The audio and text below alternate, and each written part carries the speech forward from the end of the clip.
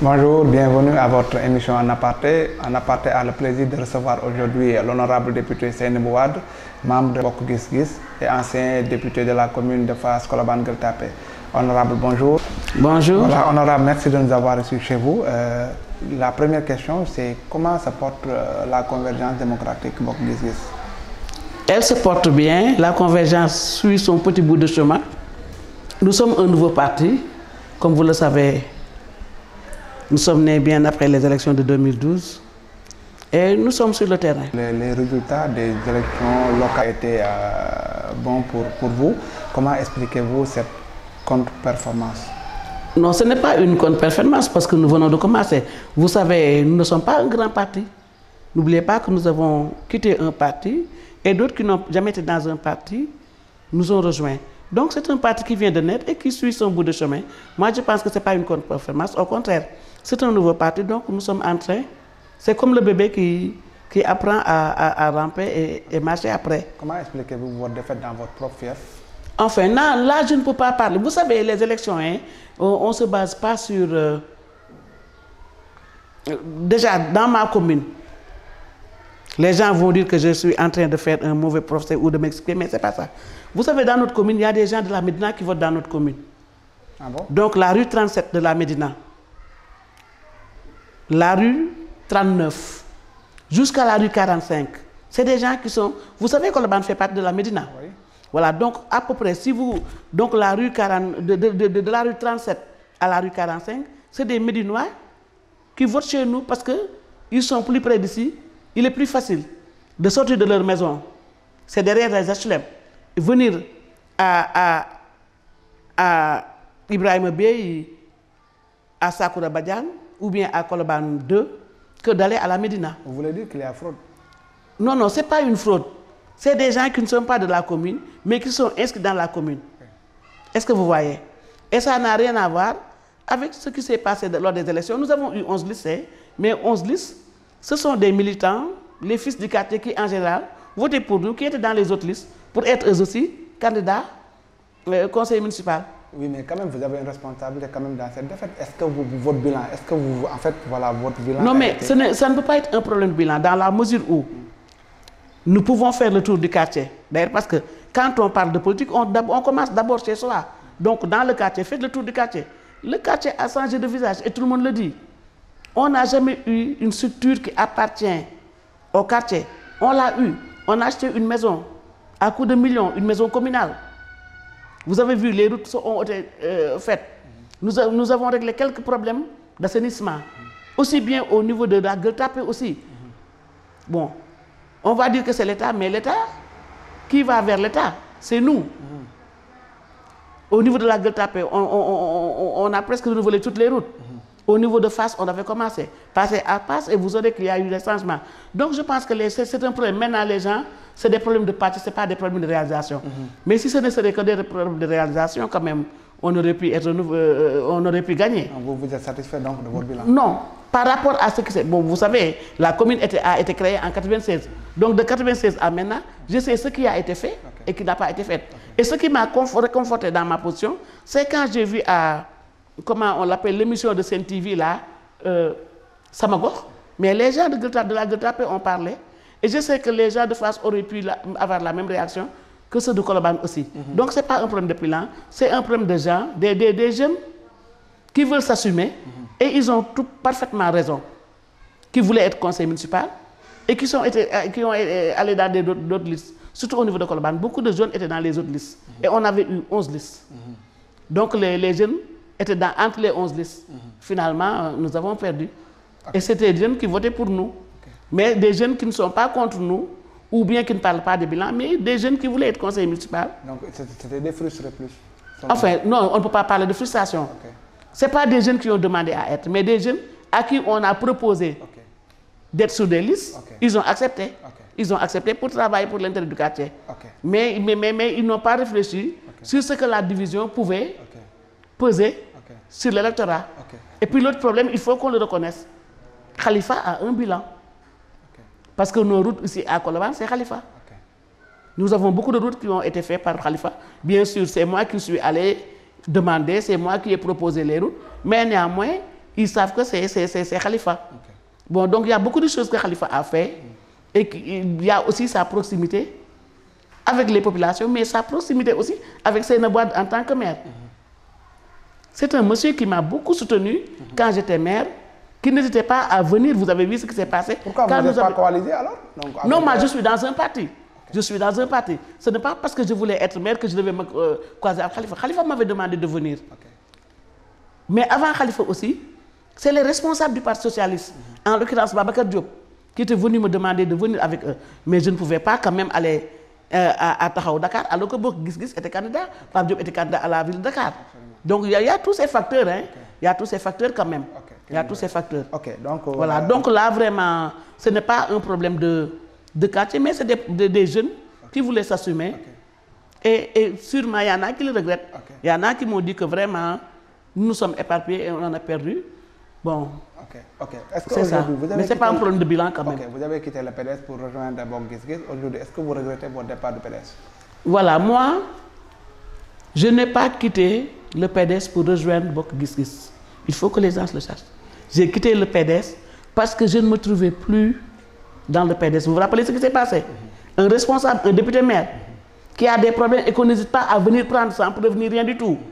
Et avant ça, il y avait d'autres antécédents. Mais je m'étais dit, je ne vais pas l'expliquer, mais je m'étais dit que dès l'instant qu'il y a eu les problèmes de la police, les gens ont réagi, mon entourage, ma famille a réagi. Mais j'ai été la première à réagir. Personne ne m'a entendu parler parce que je savais où j'allais. Je me suis dit maintenant, PDS, basta. Mais comme nous étions vers des élections, avec ce qui s'est passé le 23 juin, avec ce qui était en train de se passer dans le pays, si j'avais démissionné le jour même où on m'avait pris à la police, les gens pouvaient dire elle a quitté parce qu'elle ne voulait pas se battre contre l'opposition. Donc il fallait que je me batte, j'accompagne le PDS et qu'on se batte contre l'opposition d'abord. Donc c'est après que j'ai quitté. Et je n'ai pas quitté, il faut que ça soit clair, parce que j'ai voulu être député, non. Moi, on m'avait demandé d'amener mon dossier de député. C'est moi qui ne l'ai pas emmené. Donc, je n'ai pas quitté le PDS pour rejoindre Bokk Gis Gis. J'ai quitté le PDS et j'étais chez moi. Mais quand Pape Diop a fait appel à moi, naturellement, je me suis dit pourquoi ne pas... Qui vous combattez concrètement au PDS? Non, là, je ne vais pas entrer dans ces détails. Hein. Les gens m'ont posé cette question, je ne vais pas y répondre. Moi, j'ai été au PDS depuis 1975. Donc, je ne peux pas faire plus de 35 ans dans un parti et venir dire devant les télés et les gens que c'est ça qui me faisait mal. Non, j'ai eu ce que... Les gens m'ont fait ce qu'ils m'ont fait, j'ai réagi et c'est tout. Je ne vais pas m'expliquer là-dessus. Voilà, parce que c'est un parti quand même... J'ai grandi dans ce parti, hein. C'est à 19 ans que je suis allé dans ce parti-là. Donc je ne vais pas aujourd'hui dire quelque chose de mal sur ce parti, comme sur Wade. Donc là, je n'en discute pas, mais j'ai quitté le PDS, Aujourd'hui, avec le recul, comment voyez-vous un peu la fronde qui se mène au sein du PDS aujourd'hui et qui est dirigée par Mori Diagne Fada? Est-ce que cela vous surprend? Non, ça ne me surprend pas, mais je ne veux vraiment pas en parler. J'ai quitté le PDS. Je ne veux pas en parler, je ne veux pas faire de polémique là-dessus, mais ça ne m'a pas surpris. Ça ne m'a pas surpris. Est-ce que vous pensez que le PDS a les moyens de revenir au pouvoir avec votre expérience? Bon, dès l'instant que je ne suis plus là-bas, je ne veux pas en parler. Oui. Parce que tu sais, ce que, bon, la force du PDS, c'est quoi? C'est l'ensemble des militants. Et vous savez, nous avons fait 26 ans d'opposition. Donc nous avons l'expérience politique. Ce qui manquait, c'est la solidarité. Mais dans n'importe quel parti, quand il n'y a pas la solidarité, il n'y aura pas de résultats. Donc ce qui manque au PDS, c'est la solidarité. Voilà, c'est là, je me limite à ça, parce que je ne veux pas quand même entrer dans le sujet, mais la position de Fada ne me surprend pas. Pas du tout. Aujourd'hui, quels sont vos rapports avec Maître Abdoulaye Wade? Enfin, Abdoulaye Wade a été mon leader, je le respecte et point. Vous êtes quand même parent, il paraît? Non, nous n'avons pas de lien de parenté. Les gens l'ont dit, mais vous savez, nous sommes tous descendants de Magne Wade.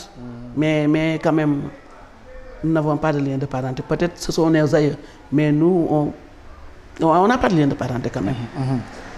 Nous sommes tous petits-fils de Magne Wade, mais... Récemment, votre leader Pape Diop a rencontré à Versailles Maître Abdoulaye Wade. Certains l'inscrit dans la perspective des prochaines élections locales. Est-ce que vous le confirmez? Je ne peux pas y répondre parce que Pape Diop ne m'a pas avisé en y allant. Je l'ai lu dans les journaux, donc... Pourquoi Pape Diop ne vous a pas informé? Non, ça, je ne sais... Est-ce qu'il a été à Versailles? Je ne sais pas. Bon, moi, je ne vais pas me fier sur les journaux, ce qu'ils ont écrit. Hein. Voilà, donc dès l'instant qu'il ne m'a pas dit qu'il a été à Versailles, et je ne l'ai pas entendu dire qu'il a été à Versailles, là, je n'en discute pas. Certains pensent qu'il pourrait être le plan B de le plan B du parti du PDS pour les prochaines élections. Est-ce que vous envisagez cette alternative? Moi, je n'envisage rien avec le PDS. Et je sais que Pape Diop ne sera pas le plan B du PDS. Le plan B du PDS, c'est Karim Wade. Non, Karim, c'est le plan A. Et le plan B aussi. Parce que c'est ce qu'ils ont dit. Au moins, ils ont dit Karim est le plan B, il est le plan A, il est le plan B. Voilà, donc là, je me limite à ça. Ok, donc la candidature de Karim Wade, est-ce que vous pensez que Karim Wade peut diriger un parti tout en étant, peut être candidat tout en étant en prison, selon vous? Non, mais diriger un parti tout en être candidat en étant en prison est possible. Maintenant, que dit la loi sur ça? C'est ça le problème. Mais on peut être à la prison et dire je suis candidat. Mais maintenant, qu'est-ce que la loi dit sur la candidature d'une personne qui est en prison? Et comme je ne suis pas juriste, je ne peux pas y répondre. Okay, mais politiquement, comment le PDS peut miser sur un candidat qui est en prison? Mais ça, il faut aller demander à Ndeye Cissé ou à Oressar. Vous avoir Ndeye Cissé ou à Oressar, ce n'est pas à moi que vous allez demander. Moi, ce que je sais, c'est la candidature de Pape Diop.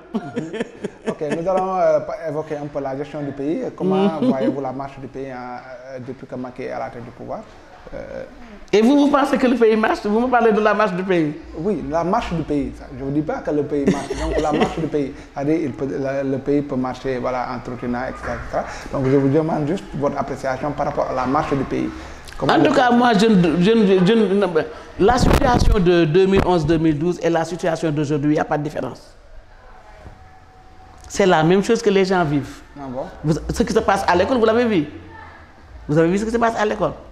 Mais est-ce que c'est pas vous suivez les télés et vous voyez qu'à tout moment, il y a des gens qui parlent. Est-ce que ce n'est pas l'héritage de Wade, comme ce qui se passe? Parce que c'est des accords qui n'ont pas été respectés. Et vous pensez que les gens ont élu Macky Sall pour qu'ils disent que c'est l'héritage de Wade? Mais maintenant, c'est 3 ans, hein, l'héritage de Wade. 1 an, je peux comprendre. 2 ans, je peux comprendre. Mais 3 ans, l'héritage de Wade, non. C'est l'incapacité, ce n'est plus l'héritage. C'est l'incapacité. Les gens, je ne dirais pas Wade, mais c'est nous tous, moi j'en fais partie. Les gens n'ont pas voté pour nous parce que peut-être ils ont jugé que ce qu'on a fait n'était pas suffisant. Mais si 3 ans après on est dans la même situation, ne parlez plus de Wade. Wade a été dégommé pour ça. Mais 3 ans après Wade, si on parle de l'héritage de Wade, c'est l'incapacité des tenants du pouvoir. Ce n'est plus l'héritage de Wade. C'est l'incapacité de ceux qui ont été élus. Un sondage a été récemment publié par Actu-Sen, notre site, en exclusivité. Ce sondage qui donne Macky Sall largement vainqueur sur ses potentiels adversaires à la prochaine présidentielle. Quel commentaire vous en faites? Rien peut-être Actu-Sen a parlé avec des Sénégalais qui ont répondu? Non, c'est un sondage qui est réalisé par Moubarak Lo et puis qui est aujourd'hui adversaire de Macky Sall et puis qui donne Macky Sall largement vainqueur sur ses candidats avec 51% au premier tour. Je ne peux pas en discuter quand même, mais je sais que Moubarak n'est pas l'adversaire de Macky Sall. Pourquoi? Il a eu à donner une position par rapport à une situation et il a été dégommé. Et il dit toujours que lui, il est dans Macky 2012. Donc il n'est pas l'adversaire de Macky Sall. Parce que en général, les Sénégalais ne cherchent pas à voir la différence entre dire la vérité à son compagnon et lui jeter des fleurs. Jusqu'à présent, moi je trouve que Moubarak est à côté de Macky, c'est-à-dire c'est le monsieur qui dit ce qu'il pense. Et c'est tout. Bon, maintenant, pour ce qui est du sondage, là, je n'en discute pas. Vous avez vu ce qui a été donné à Wade, alors que beaucoup de choses, enfin, pour les sondages, à chaque fois qu'il y a un sondage, quand même, vous voyez ce qui se passe. Parce que quand Macky perd Dakar et qu'on dit que Macky a perdu Dakar lors des élections passées, il n'a eu qu'une seule collectivité locale. Comme nous, on a eu une seule collectivité locale à Dakar. Il en a eu une, on en a eu une. Lui, c'est Yoff, nous, c'est à Ouakam. Ngor, ce n'est pas des politiciens. C'est la société civile. Bon, donc, rien n'a changé à Dakar. Si on nous donne Macky vainqueur à Dakar, est-ce qu'on peut le prendre au sérieux? Voilà, donc l'Assemblée nationale s'apprête à faire sa rentrée. À quoi peut-on s'attendre en termes de recomposition politique entre les non-inscrits et les députés de l'opposition? Est-ce qu'on peut s'attendre à un groupe parlementaire créé par les non-inscrits? Non, non, non. Vous savez, le non-inscrit, c'est celui qui ne veut pas être dans un groupe. Donc, il n'y aura pas de groupe parlementaire. Mais le non-inscrit... Les non-inscrits réunis constituent... Non, ça n'est plus les non-inscrits. Non. Oui. Quand on parle de non-inscrits, c'est une boîte qui ne veut pas être dans un groupe. Mais dès l'instant que c'est une boîte discute avec des gens pour être dans un groupe, ce n'est plus des non-inscrits. Justement, c'est ce que j'ai dit. Effectivement, j'ai dit le nombre de voix des non-inscrits peut constituer un groupe. Non, mais on a toujours été plus d'un groupe. Okay. Les non-inscrits ont toujours été... Les nombres d'inscrits dépassaient toujours largement un groupe. Okay. Est-ce que vous y pensez? Non, non. On est non-inscrit, on est non-inscrit, c'est tout. Vous êtes bien dans votre position? Dans ma position, oui. Okay. Maintenant, ce que nous attendons, c'est qu'est-ce qui va se passer au niveau de l'Assemblée. Parce qu'il y a eu des problèmes au niveau du PDS. Qu'est-ce qu'ils vont faire? N'oubliez pas qu'ils ont 12 députés.